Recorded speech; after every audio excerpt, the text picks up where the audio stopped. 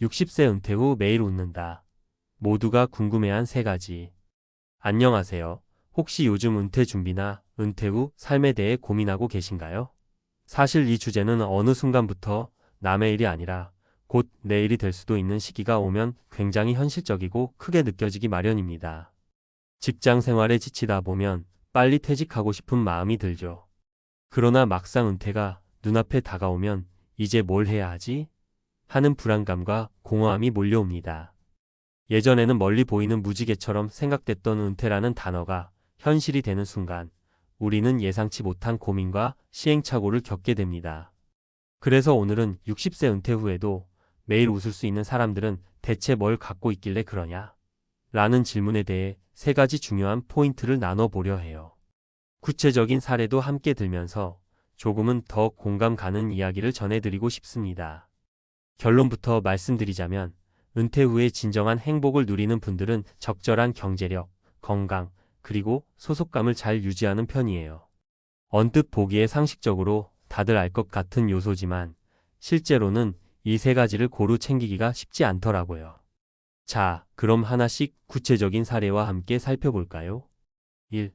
경제력 작은 수입이라도 내 힘으로 만드는 즐거움. 많은 분들이 은퇴 후에 경제적 문제를 걱정하시죠. 오랜 시간 직장 생활을 하며 연금을 모으고 퇴직금을 준비했다고 해도 고정적으로 들어오는 월급이 끊긴다는 건 심리적으로 큰 타격이니까요. 사례 1월 30만 원짜리 강의지만 내 용돈은 내가 번다. 한 60대 후반의 분이 계셨는데 젊었을 때 영어학원에서 강사로 일하다가 건강 문제로 중도 퇴사를 하셨어요.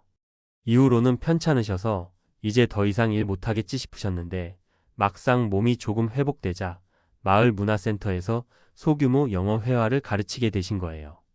한 달에 30만 원 정도 수입이 발생한다고 하셨는데 이게 사실 엄청난 돈은 아니죠. 하지만 그분은 내가 다시 일해서 번 돈으로 손주 사탕이라도 하나 사줄 때의 기분이 너무 좋다고 말씀하시더라고요.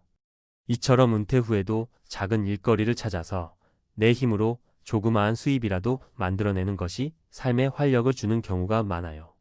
단순히 돈의 액수 문제를 떠나서 아직 내가 할 수 있는 일이 있다는 자존감이 생기는 거죠. 경제력이라는 게 꼭 엄청난 부를 쌓는다는 의미가 아니라 안정적인 소득 흐름과 자기만의 생산성을 함께 유지하는 것이 핵심인 것 같아요. 2. 건강 체력이 있어야 마음도 웃을 수 있다. 퇴직 후 매일 웃으며 즐겁게 사는 분들 얘기를 들어보면 빠지지 않는 공통점이 운동 습관이더라고요. 사실 60세가 넘어가면 몸이 조금씩 예전 같지 않다는 걸 많이 느끼게 돼요. 등산은커녕 가벼운 산책에도 숨이 차고 잘못 무리하면 한 달 동안 골골 앓기도 하죠. 그런데 이렇게 몸이 약해지면 마음까지 가라앉기 마련이에요. 사례 이 작은 것부터 꾸준히 나만의 건강 루틴 만들기. 어느 분은 59세 때 퇴직을 앞두고도 전혀 운동을 안 하셨대요.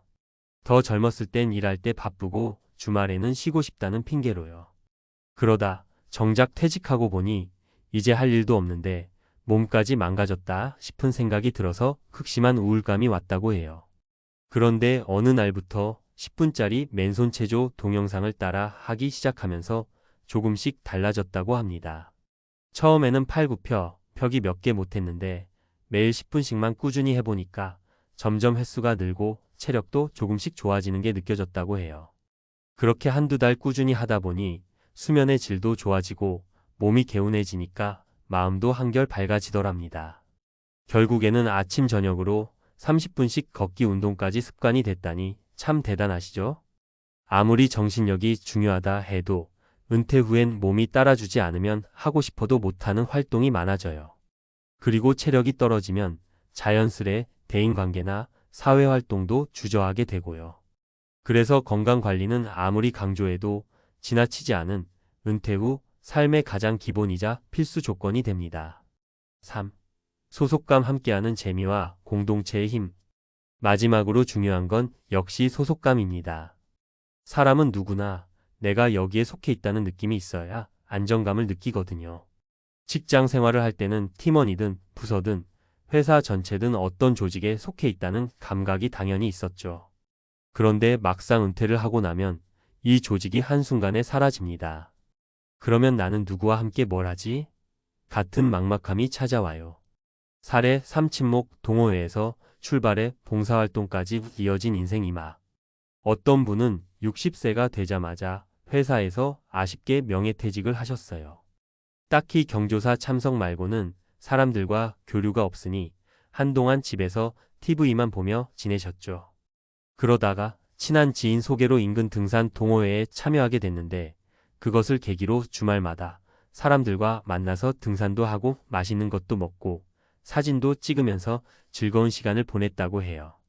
본인은 한 달에 한두 번 나가는 모임이 뭐 대수겠냐고 생각했는데 막상 적극적으로 참여하다 보니 동호회 사람들이랑 봉사활동도 다니고 가끔은 외국인 등산객 안내 봉사 같은 것도 함께 하면서 자연스럽게 나도 누군가에게 도움이 될 수 있구나 하는 뿌듯함을 느꼈다고 합니다.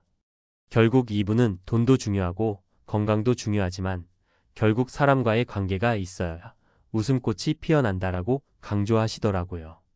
마무리하며 작은 실천이 매일을 바꾼다. 정리해보자면 60세 은퇴 후에 매일 웃을 수 있다는 건 절대 우연이 아닌 것 같아요. 경제적 안정을 지키기 위해 소소한 일거리나 수익 구조를 찾고 건강을 잘 돌보며 꾸준히 운동 습관을 들이고 주변 사람들과의 관계나 단체 활동을 통해 소속감을 유지하는 것. 이 세 가지가 적절히 어우러져야 매일 웃으며 살 수 있는 힘이 생기는 거죠. 물론 나이에 따라 체력도 상황도 달라지겠지만 결국 중요한 건 마음을 먹고 작은 실천부터 시작해 보는 것이에요. 큰 결심을 하고 헬스장 1년치를 결제하거나 거창한 사업을 벌일 필요는 없습니다. 아침에 일어나서 가벼운 스트레칭 몇 분, 주말에 동네 봉사활동 한번, 혹은 지인들과 작은 취미 모임을 결성하는 것 같은 작은 발걸음부터 시작하는 게 좋습니다. 처음엔 이게 큰 변화가 될까 싶을 수도 있지만 일단 한 걸음을 떼면 그 다음 한 걸음이 더 쉬워져요. 그리고 그렇게 모인 작은 걸음들이 어느새 은퇴 후 나의 일상에 큰 웃음을 선물해 줄 거예요. 우리는 60세 이후에도 70세 이후에도 80세 이후에도 우리의 삶을 즐길 자격이 충분하니까요. 그러니 지금부터라도 내가 은퇴 후 어떤 삶을 원하는지, 무엇을 해야 웃을 수 있는지를 진지하게 고민해 보세요. 그리고 작은 것부터 실천해 보세요. 분명 변화의 씨앗이 될 겁니다. 여러분도 60세 이후의 삶이 기대되는 매일 웃을 수 있는 은퇴 라이프를 누리시길 진심으로 응원합니다.